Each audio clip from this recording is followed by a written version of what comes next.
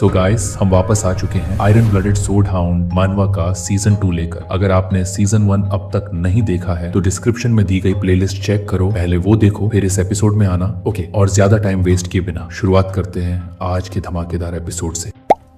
Finally वो दिन आ ही गया, कोलोसियो एकेडमी की एंट्रेंस सेरेमनी का दिन। सूरज निकला और वेनियर की गलियां लोगों से भर गईं। वेनियर यानी रॉक एम्पायर की कैपिटल, एक खूबसूरत एक्वाटिक सिटी, और यहीं बसा है दुनिया का सबसे प्रतिष्ठित यूनिवर्सिटी कोलोसियो एकेडमी। आज के दिन इस एकेडमी में कदम रख रहे हैं नए स्टूडेंट्स, और पहले ही दिन से शुरू हो गई है क्लब रिक्रूटमेंट की होड़। हर क्लब अपने नए मेंबर्स को अट्रैक्ट करने में लगा था। बस फिंगरप्रिंट लगाओ, फॉर्म स्टैम्प करो और बन जाओ उस क्लब का हिस्सा। भीड़ में दो स्टूडेंट्स आपस में बात कर रहे थे। एक ने कहा, इस बार कंपटीशन ज्यादा तगड़ा है पिछले साल से। दूसरा बोला, इस बार तो हॉट क्लास और कोल्ड क्लास दोनों से ज्यादा स्टूडेंट्स आए। एकेडमी में दो मेन डिविजन्स हैं। कोल्ड क्लास जहाँ स्टूडेंट्स तलवार, भाला, धनुष जैसे हथियारों में एक्सपर्ट बनते हैं, और हॉट क्लास जहाँ सिखाई जाती है जादू की कला। 4 साल की ट्रेनिंग में हर स्टूडेंट को अपने स्पेशलाइजेशन के साथ साथ जनरल नॉलेज भी डेवलप करनी होती है। एक स्टूडेंट ने नए बैच की लिस्ट पलटते हुए कहा, इन नए स्टूडेंट्स में सबसे ज्यादा अटेंशन मिल रहा है कुछ खास नामों को। ट्यूटर फ्रॉम डोंकोट फैमिली, भाले का उस्ताद। प्रियंका अशर फैमिली से एक शानदार आर्चर जिसने प्रैक्टिकल टेस्ट में फर्स्ट रैंक टाई किया था। और फिर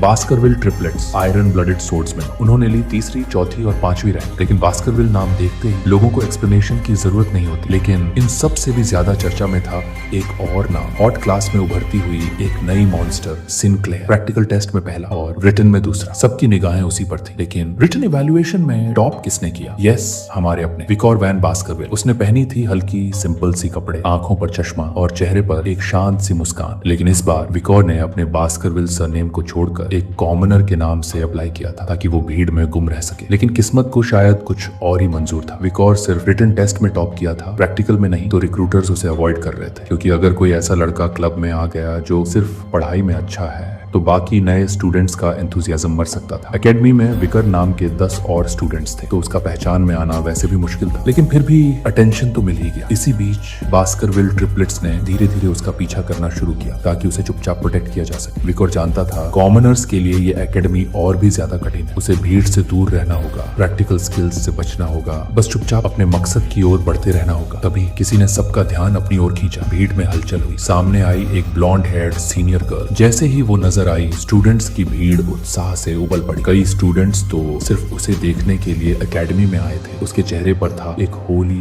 पायस लुक, एक अनकही शांति, एक सुंदर नर्वस सी मुस्कान। वो हाथ जोड़कर सबको ग्रीट करने लगी। काम डाउन एवरीवन, प्लीज आराम से। वो लड़की जो सबका ध्यान खींच रही थी वो थी एकेडमी की प्रेसिडेंट और न्यूज़पेपर क्लब की वाइस प्रेसिडेंट, डोलोरेस रन क्वार्टिस। सबको लग रहा था कि इतने लोग न्यूज़पेपर क्लब में क्यों जुड़ना चाहते हैं, पर असल वजह क्लब में डोलोरेस ही थी। विकोर जो उसके ठीक पीछे खड़ा था, उसने फौरन तय कर लिया, इस लड़की से जितना दूर रह सकूं उतना बेहतर होगा। लेकिन तभी डोलोरेस पीछे मुड़ी और उसकी नजर सीधे विकोर पर जा टिकी। कुछ घंटों बाद अंधेरा छा चुका था। स्टूडेंट्स अब धीरे धीरे अपने डॉर्मेटरीज की तरफ जा रहे थे। विकोर को भी अपना कमरा ढूंढते ढूंढते आखिरकार दरवाजा मिल गया। लेकिन जैसे ही वो अंदर जाने वाला था, एक लड़का उसके पास आया। तू भी यही है? मतलब हम रूममेट्स हैं। विकोर थोड़ा हैरान हुआ। उसने पलट कर देखा, ब्राउन हेयर वाला लड़का मुस्कुराता हुआ सामने खड़ा था। हाय, मेरा नाम पिगी है। विकोर ने भी थोड़ी झिझक के साथ अपना नाम बताया। पिगी थोड़ा पास आया, मुस्कुराया और कहा, चलो अच्छा हुआ, हम अच्छे से साथ रहेंगे। विकोर उसे पहचान चुका था। रिग्रेशन से पहले भी पिगी वही लड़का था जो ट्रिपलेट्स की मदद करते वक्त विकोर की सहायता करता था। पिगी जो हमेशा एक बैग में ब्रेड लेकर चलता था, और पहली बार उसी ने विकोर की तरफ दोस्ती का हाथ बढ़ाया था। लेकिन उस समय उसका रूममेट एक क्रूर लड़का था और वहीं से उसकी बर्बादी शुरू हुई थी। पिगी बाद में मारा गया था। विकोर उम्मीद करता था इस बार ऐसा कुछ ना हो। विकोर ने अपना बैकपैक जमीन पर फेंका और कमरे में दाखिल हुआ। बेड्स 2 लेवल्स में थे, तो पिगी ने पूछा, तू कौन सा बेड लेना चाहेगा? जो पसंद आए ले ले। पिगी फिर हंसते हुए बोला, आज रात न्यू स्टूडेंट्स की वेलकम पार्टी है, तू चलेगा? विकोर ने कुछ नहीं कहा। पिगी को तुरंत एहसास हो गया कि शायद ये सवाल बेवकूफी भरा था। पार्टी जरूरी नहीं थी, लेकिन कौन सा नया स्टूडेंट जाना नहीं चाहता? पिगी ने कहा, अगर तू क्लासमेट्स और सीनियर्स से खुला नहीं तो अगले 4 साल तेरे लिए मुश्किल हो सकते हैं। विकोर ने साफ मना कर दिया। पिगी चौंक गया। सीरियसली तू नहीं जाएगा? विकोर ने उसकी उलझन को देखकर फिर से कहा, मैं पार्टी में नहीं जा रहा। पिगी घबरा गया। लेकिन अगर तू नहीं गया तो सीनियर्स नाराज हो जाएंगे, क्लासमेट्स भी तुझे अलग समझेंगे। फिर पिगी ने तो जैसे पूरा डेटाबेस खोल दिया। XYZ जाएगा,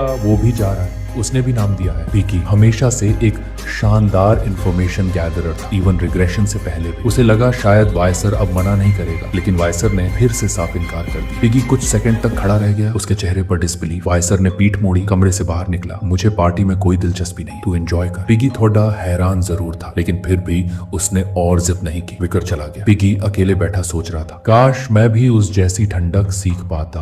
रात गहरा गई, आसमान में काले बादल छा गए, चांद की रोशनी भी अब धुंधली थी। विकर ने अपना मास्क पहना और नाइट हाउंड का रूप धारण किया। अब वो एक छत की मुंडेर पर खड़ा चांद को चुपचाप निहार रहा था। वहीं दूसरी तरफ शहर के एक वीरान वेयरहाउस में कुछ आदमी जमा थे। उन्होंने एक लोहे की ड्रम में आग जला रखी थी। उनकी बातों से लग रहा था जैसे उन्होंने बच्चों की चीखों से राहत पाई हो। मोहॉक वाला आदमी बोला, वेयरहाउस में पिछले कुछ दिनों से बच्चे ही बच्चे थे। ब्राउन हेयर वाला आदमी बोला, अब वो सब बच्चे गए कहाँ? तभी एक गंजा आदमी बोला, एक कार्ट आई थी, सब कुछ उठा ले गई, शायद क्वार्टीज के चलाए जा रहे डे केयर में भेजे गए हैं। मोहॉक आदमी ने गुस्से से आर्थर की ओर देखा, अगर बेकार की बात पूछी तो तेरा भी वही हश्र होगा। आधी रात का सन्नाटा था, लेकिन उसी सन्नाटे में एक खामोश कदमों की गूंज वेयरहाउस की जमीन पर पड़ चुकी थी। वो तीनों आदमी जो अभी तक आग के पास बैठे बच्चों की गुमशुदगी पर बात कर रहे थे, अचानक चौंक उठे, क्योंकि सामने से एक आदमी उनकी तरफ बढ़ रहा था। उसकी पीठ पर बंधी थी एक भारी तलवार और उसके लहजे में था एक कड़वा डर। अगर अपनी गरीब सी जान की कीमत लगानी है तो बकवास बंद करो और पहरा दो। ये था रॉन बेसन, पूरा शरीर मांस से भरा मगर जहन एक कसाई का। रॉन ने घूरते हुए कहा, तुम लोग बिना माना के लो लेवल मर्सनरीज प्रोटेस्ट कर रहे हो? हद। तीनों डर के मारे कांपने लगे। रॉन ने आगे बढ़ते हुए होंठ चाटे, उसे कोई मजबूत शिकार चाहिए था। उसी पल किसी ने धीरे से पूछा, क्या तुम रॉन बिसन? रॉन ठहर गया, उसकी नजर घूमी। किसी आम आदमी ने उसका नाम लिया, एक लो लेवल कीड़े ने मेरा नाम लिया। रॉन गुस्से में तलवार खींचने ही वाला था, मगर तभी उसकी नजर गई उन तीनों लोगों पर जो अभी कुछ सेकंड पहले जिंदा थे, अब जमीन पर पड़े थे, बिल्कुल निढाल, बिल्कुल बेजान। उसकी रूह कांप गई। ये क्या? तभी किसी ने फिर आवाज दी, रॉन बाइसन। रॉन की आंखें चौंधियाने लगी, क्योंकि वो आवाज उसे 4 साल पीछे खींच ले गई। वो दिन जब उसने एक डीमन के साथ कॉन्ट्रैक्ट किया था और अपने पड़ोसियों की पूरी फैमिली को मार दिया था। रॉन का चेहरा डर से सख्त हो गया। उसने दोनों तलवारें निकाल ली और हमला करने की मुद्रा में आ गया। लेकिन तभी विकोर मास्क पहने छाया की तरह उसकी पीठ के पीछे प्रकट हो गया, ठीक वैसे ही जैसे उस दिन प्लेटून तबाह हो गया था। रॉन ने गुस्से में पलटकर फुल फोर्स में तलवार चलाई, लेकिन विकोर वो हवा बन चुका था। तलवार फिजा में घूमी और विकोर की कैप उड़ती हुई ऊपर गई। रॉन की आंखें फटी की फटी रह गई।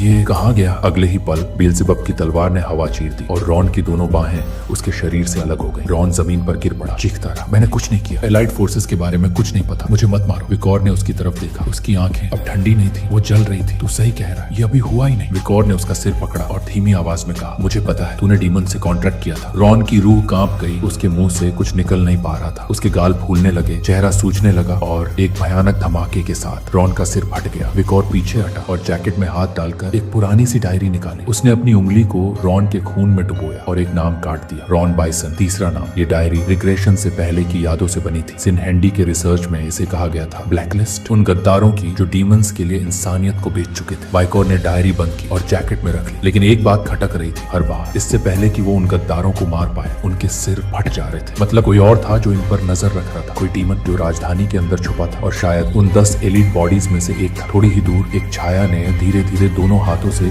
अपना मास्क उतारना शुरू किया। उसका चेहरा गीला था और उसके चारों ओर फैली थी एक अजीब घिनौनी एनर्जी। अंधेरे में ढपी उस रात दूर किसी टावर की घंटी अचानक गूंज उठी। उसी आवाज के कुछ ही दूरी पर थी एक बड़ी सी मैंशन और वहां जैसे मौत ने खुद दस्तक दी थी। विकोर अपनी बेल्ज़ेबब सोर्ड के साथ उस मैंशन के अंदर घुसा और वहां मौजूद हर एक आदमी को काट डाला। हर कोना लाशों से भर चुका था। छत की बालकनी पर खड़ा विकोर चुपचाप आसमान की तरफ देख रहा था। चांद की ठंडी रोशनी उसकी आंखों में पड़ रही थी और उसकी हथेली से निकल रही थी डिमोनिक एनर्जी। उसने ठंडी आवाज में कहा, आज का 29वां खत्म। हर कोई या तो मर चुका था या उनके सिर फट चुके थे। और ये सुनते ही वाइकर को समझ आ गया था, ये शायद डीमन के कॉन्ट्रैक्ट की शर्त थी। वाइकर ने फिर अपनी ब्लैक लिस्ट डायरी निकाली और उन नामों पर लकीर खींच दी जिन्हें वो अभी मार चुका था। लेकिन आज भी उसे 10 सुपीरियर कॉर्प्स डीमंस के बारे में कोई जानकारी नहीं मिल पाई। वो जानता था ये लड़ाई आसान नहीं होने वाली, मगर वो ये नहीं सोच पाया था कि पहले ही दिन इतनी लाशें मिल जाएंगी। अभी के लिए वो वापस एकेडमी लौटने का फैसला करता है। छतों से छलांग लगाता हुआ वह शहर के अंधेरों में खो गया। एक के बाद एक छतें पार करता हुआ आखिरकार वह एकेडमी तक पहुंच गया, बिल्कुल बिना आवाज की। पेड़ की एक टहनी पर उतरकर वो रुका और एकेडमी की एक खिड़की को घूरते हुए खामोश खड़ा रहा। अंदर चल रही थी एक रंगीन पार्टी, नए स्टूडेंट्स का स्वागत समारोह। विकोर ने अपनी सांस ली और फिर टहनी से नीचे छलांग लगाई, कपड़े बदले, चश्मा पहना और जमीन पर उतरते हुए अपने कपड़ों से धूल झाड़ी। अगर अंदर कुछ गड़बड़ हो तो कम से कम उसे वहां होना चाहिए। अंदर पार्टी अपने पूरे शबाब पर थी। बफे सजा हुआ था, लोग वाइन और बियर में डूबे हुए थे और हर तरफ हंसी मजाक का माहौल था। ट्रिपलेट्स तीनों भाई बियर का जग उठाए जैसे पहली बार पी रहे हो। कुछ देर बाद एकेडमी की प्रेसिडेंट डॉलर वहां पहुंची और स्टूडेंट्स की भीड़ में शोर मच गया। कुछ लोग ब्यूटीफुल लड़कियों से बातें कर रहे थे तो कुछ लड़के खुद ही वॉलंटियर बनकर वाइन सर्व कर रहे थे। इसी भीड़ के बीच विकोर भी हॉल में दाखिल हुआ। उसकी नजर सीधी गई एक लड़के पर, सुनहरे बाल, चमकती आंखें, जो लड़कियों से बातें कर रहा था, और दूसरी तरफ एक लड़की जो वाइन सर्व कर रही थी। विकोर ठहर गया। वो दोनों एक ही साल में, एरा ऑफ डिस्ट्रक्शन में, ये दोनों इंसानियत को बचाने वालों में सबसे आगे थे। वो लड़का एक जीनियस, डॉन कोटे की 7th जनरेशन से, स्पीयर ऑफ द सन कहा जाता था, टूडोर ला मांचा डॉन किहोट, और वो लड़की अशर फैमिली की 7th जनरेशन से, जिसने न जाने कितने डीमंस को अपने एरो से गिराया था। डिवाइन बो बियांका फो अशर। विकोर की आंखें थोड़ी नम सी हुई। वो मुस्कुराया। कभी नहीं सोचा था कि इन्हें इस तरह मिलूंगा। उसे याद आया का स्मॉग भी इसी एकेडमी में दाखिल हुआ है। उसी वक्त विकोर के पास एक और सीन चल रहा था। एक लड़का जिसके हाथ में बियर का मग था कांप रहा था। उसका नाम था पिगी। पास खड़े लड़के ने उसकी पीठ पर हाथ रखा। सीनियर ने बोला तो गाना गाना ही पड़ेगा, अभी तक क्यों नहीं गाया? तभी पीछे खड़ी एक लड़की चिल्लाई, फ्रेशमैन अब गाना गाएंगे। लोग पिगी के चारों ओर इकट्ठा होने लगे और पिगी की हालत खराब होने लगी। विकोर भी उस तरफ देखने लगा। उसे पिगी को देखकर थोड़ा अजीब लगा। पिगी की आंखों में आंसू थे। मुझे गाना नहीं गाना, लेकिन उस लड़की ने उसकी ओर एक जायंट बियर का जग बढ़ा दिया। ये पी ले तो गाना नहीं गाना पड़ेगा। पिगी ने उस जग को देखा, आंखों में डर भर गया। इतना सारा मैं कैसे? लड़की के चेहरे पर एक डरावनी सी मुस्कान आई। सवाल मत कर पिगी, पी जा। कई सेकंड बीते और पिगी हिला तक नहीं। सभी चिल्लाने लगे, क्या सीनियर्स की बात नहीं मानेगा? पिगी के पास अब कोई रास्ता नहीं बचा था। उसने कांपते हाथों से वो भारी बियर जग उठाया और बिना एक पल की देरी की घट-घट कर पीना शुरू कर दिया। चारों ओर खड़े स्टूडेंट्स चीयर करने लगे, जो पिगी पी जा सारा। सब हंस रहे थे, मजे ले रहे थे, मगर पिगी के लिए ये किसी सजा से कम नहीं था। शरीर इस शराब का आदी नहीं था और कुछ ही देर में उसका शरीर जवाब देने लगा। पिगी ने अचानक उल्टी कर दी। पूरे हॉल में शोर मच गया। लोग हंसते हुए चिल्लाए, वॉमिट पिग। पिगी उल्टी करता रहा और फिर आंसुओं में डूबा, घुटनों पर गिर पड़ा। उसकी आंखों में बेबसी थी, मगर सीनियर्स के सामने वो कुछ कर भी नहीं सकता था। तभी एक क्लोक हवा में लहराई। कुछ सेकंड बाद विकोर वहां उतरा। सबसे पहले उसने अपना एकेडमिक क्लोक उतारा और पिगी की उल्टी पर रख दिया। पूरे हॉल में सन्नाटा छा गया। सबकी आंखें उसी पर टिक गई। ये कौन है? विकोर एकदम शांत आंखों से उन्हें देखता रहा। पिगी हाँफ रहा था। उसके चेहरे पर हैरानी थी, मगर दिल में एक अजीब सा सुकून। टाइम रिग्रेशन से पहले पिगी ने स्कूल छोड़ दिया था। बुलिंग से तंग आकर एक मामूली सरकारी अफसर बना और अपने माँ बाप की सेवा में जिंदगी निकाल दी। फॉल के समय विकोर ने उसे फिर से पाया, वॉर फ्रंट पर, जहाँ हर कोई जान बचा रहा था। वहाँ पिगी खुद गया था और सिर्फ गया ही नहीं, अपनी इंटेलिजेंस और स्ट्रैटेजी से न जाने कितनों की जान बचाई थी। विकोर की भी। पिगी एक सच्चा दोस्त था जिसे विकोर कभी नीचा नहीं देख सकता था। पिगी कुछ बोलने ही वाला था।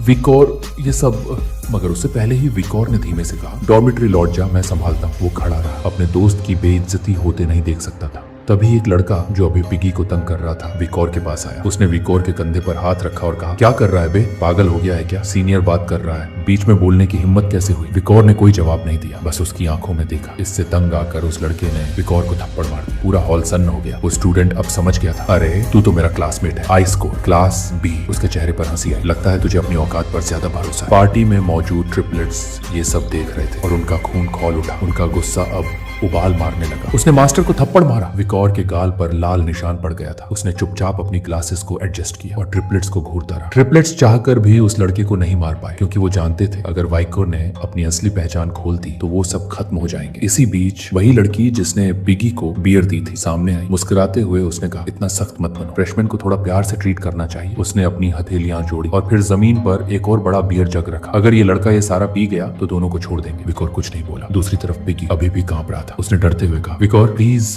मेरे लिए मत, मैं ठीक हूँ। मगर उसके कुछ कहने से पहले ही विकोर ने जग उठाया और बिना एक सेकंड रुके पीना शुरू कर दिया। पूरे हॉल में सन्नाटा। लड़की और बाकी स्टूडेंट्स हंस पड़े। अरे ये तो वोडका और रम का मिक्स है, इंसान पी ही नहीं सकता इतना। मगर विकोर बिना रुके धीरे धीरे सारा खाली करता रहा। लोगों की आंखें फटी की फटी रह गईं। कुछ सेकंड्स में ही विकोर ने सारा बियर पी लिया, जग को मेज पर रखा और अपना मुंह पोंछा। उसके बाद पिगी को सहारा दिया। सभी सीनियर्स की तरफ पीठ घुमाई और सिर्फ एक शब्द कहा, गुड बाय। कोई कुछ बोल नहीं पाया। सब चुप थे क्योंकि वो समझ ही नहीं पाए अभी अभी क्या हुआ था। पिगी को सहारा देते हुए वाइकर जैसे ही जाने को मुड़ा, उसी लड़के ने फिर से उसके कंधे पर हाथ रख दिया। रुक जरा। लेकिन इस बार पूरा माहौल बदल गया। एक तेज दमघोंटू एनर्जी पूरे हॉल में फैल गई, इतनी भारी कि हवा तक कांपने लगी। ट्यूडर, ला मांचा और बियांका अशर जैसे योद्धा भी एक पल के लिए स्तब्ध रह गए। उनकी आंखों में सवाल था, ये एनर्जी किसकी है? विकोर की आंखें अब जल रही थी, जैसे किसी पुरानी याद ने उसे जगा दिया हो। उसने अपनी चमकती नजरों से उस लड़के को देखा, धीरे से बोला, अब भी कुछ कहना बाकी है? उसकी आवाज में कोई गुस्सा नहीं था, मगर वो इतनी ठंडी थी कि सुनते ही रूह कांप जाए। वो लड़का जो कुछ देर पहले हंस रहा था अब कांपने लगा। उसका हाथ धीरे धीरे विकोर के कंधे से हट गया, उसकी सांसें तेज हो गई और चेहरा पीला पड़ गया। तभी प्रेसिडेंट डोलोरेस वहां पहुंची। उसके माथे पर चिंता की लकीरें थी। उसने चारों ओर देखा, ये यहाँ इतना हंगामा क्यों हो रहा है? डोलोरेस की आवाज सुनते ही वो लड़का एकदम सतर्क हो गया। बिगड़ गया मामला? उसने जबरदस्ती हंसते हुए जवाब दिया, मैम, एक फ्रेशमैन ने उल्टी कर दी थी, बस वही थोड़ा सा, हम संभाल लेंगे, प्लीज चिंता मत करें। डोलोरेस धीरे धीरे उनके पास आई और ठंडी आवाज में डांट लगाई, एकेडमी की इमेज बनाए रखना